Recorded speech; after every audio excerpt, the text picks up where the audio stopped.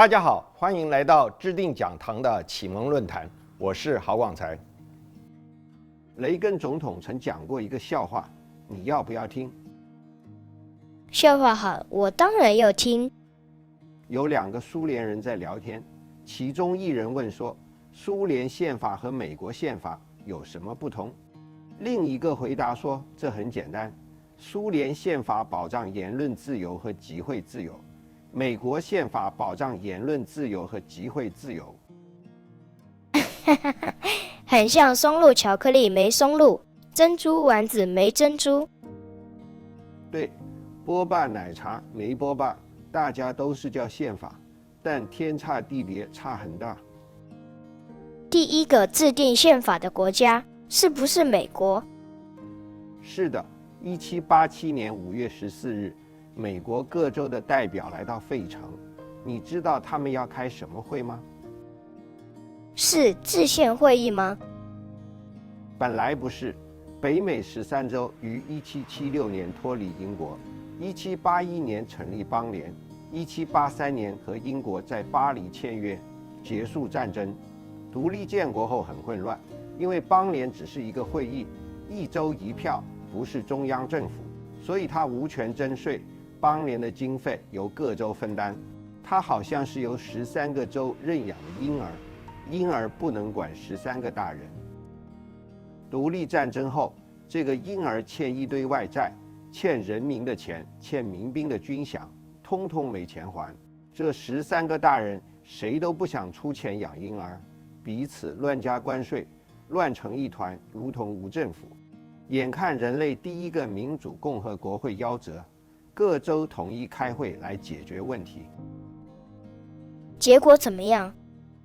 维吉尼亚州和宾夕法尼亚州的8个代表第一天到达。宾州81岁的富兰克林对维州36岁的麦迪逊说：“杰佛逊出使法国，亚当斯出使英国，他们2个不在，舞台就看你发挥了。”杰佛逊寄了几百本政治的书给我，幸好我懂7国语言。亚当斯写了10封信给我，他很焦虑我们会搞砸。杰佛逊的问题是，他完全不跟笨蛋说话，而亚当斯的问题是，他连笨蛋都想说服。你跟他们2个不同，你能让笨蛋变聪明，跟你合作。请你把我当作棋子，用你智慧的手来移动我吧。高手才能把对手变成棋子。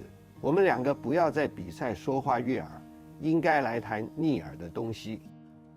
以前有国王，我们怕他压制自由；现在我们人民治理自己，却怕没有人保护自由。共和国最大的危险是短暂的多数永远伤害少数，即使每个公民都是苏格拉底，雅典议会也可能是暴民。哪里有利益和权力做坏事，哪里就会发生坏事。是的，要有权力才能治理国家，但是权力很难自我克制，怎样让它做狗而不做狼，属羊但是不吃羊呢？那就政府的权力得要分散，掌权的人需要常换。看来你已经有一个蓝图了吧？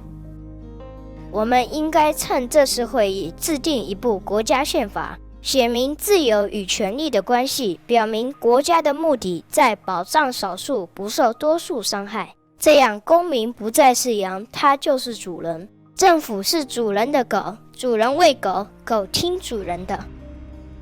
宪法，这就不是州与州的约定，而是在州之上人民与国家的约定哦。但没有人写过国家宪法。我们会是第一个没有国王、人民是主人的国家。如果我们的人民变公民，能公正地对待自己，美国将成为闻名世界的自由工厂。5月25日，7个州的代表到达后拉开序幕，其他州陆续赶到，只有罗德岛没来。大家公推华盛顿主持，他全程几乎没说话，只是坐在台上耐心地看大家吵架。但是除了有耐心，更要有耐力。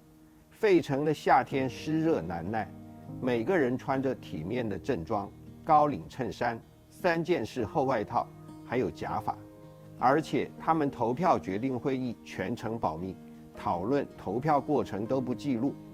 为了防记者偷听，门窗紧闭，连内窗都全部钉死。这在没有冷气的时代不闷死才怪。55个代表开会115天，中间有人来来回回，却没有一个字外泄。哇，这换到现在，早就有人将机密文件拍照泄露，甚至还要开直播呢。当时以麦迪逊的维吉尼亚计划为蓝图，第一个争执的是国会，小州怕被大州摆布，于是国会设2院，众议院按人口数产生，这代表民权；上面设参议院，不管大州小州，每州2席，这代表州权。这样就搞定了吗？哪有那么容易摆平？大家接着吵怎么算人口。奴隶州要求奴隶也算人，自由州说奴隶又不能投票，这样你的票就比我的票大。奴隶是算人还是财产？只能选一样，因为如果算人，你就要废奴。最后妥协，奴隶只算3/5，小州这样算占到便宜。再来呢？联邦政府采3权分立，总统有行政权，国会有立法权，法院则独立，总统提名联邦法官，再由参议院同意。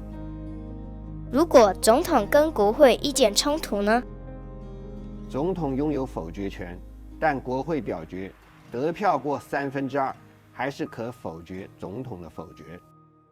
不像我们现在行政院提复议，立法院只要1/2就可退回复议，这等于无解还装忙。先暂停讲我们现在的状况，否则讲下去会走到岔路，回不来。好，我先忍住。基本就是要扩大联邦政府权力，但要分权制衡。最难妥协的是奴隶，除了政治禁忌，它还是道德问题。有1半的代表拥有奴隶，但几个最大的奴隶主，像狄金森，强烈反奴。他在开会前率先解放了他自己全部奴隶的自由。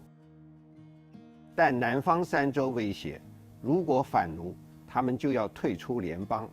最后大妥协，国会不禁止各州蓄奴，但有权禁止国际奴隶贸易。富兰克林就感觉这样早晚会出事，只是当时有钱的是南方农业州，北方工业州受英国抵制，反而穷，不妥协又不行，希望时间能解决。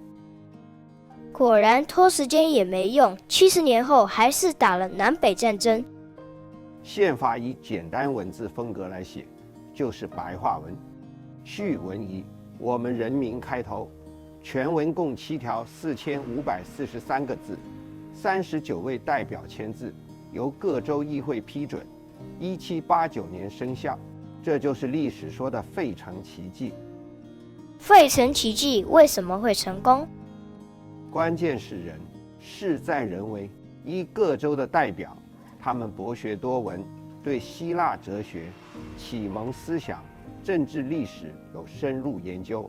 2，他们实务经验丰富，55个参加革命，29个在前线指挥过作战，25个当州长，有1半人是律师，其他是银行家、商人。3，最重要的是他们人品高贵，他们是美国最有钱有权的人，在一起黑箱作业，设计如何保障弱者的自由，如何限制强者滥权，为奴隶相争不下，居然中间没有人泄密。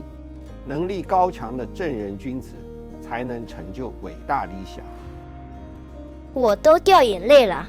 美国宪法是民主自由的圣经，但为什么有的国家成功，有的却失败？这还是人的问题，无知、无能、无耻，只要有其中一样，就能搞砸政治，3样俱全就死定了。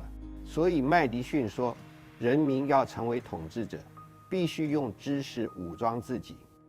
受过良好教育的人民，才能成为自由的人民。你不保护宪法，宪法不能保护你。我也有个雷根讲的笑话，你要不要听？说来听听。谁是共产党呢？是读过马克思列宁的人。那谁是反共的呢？也是读过马克思列宁的人。我们是不是在苦笑？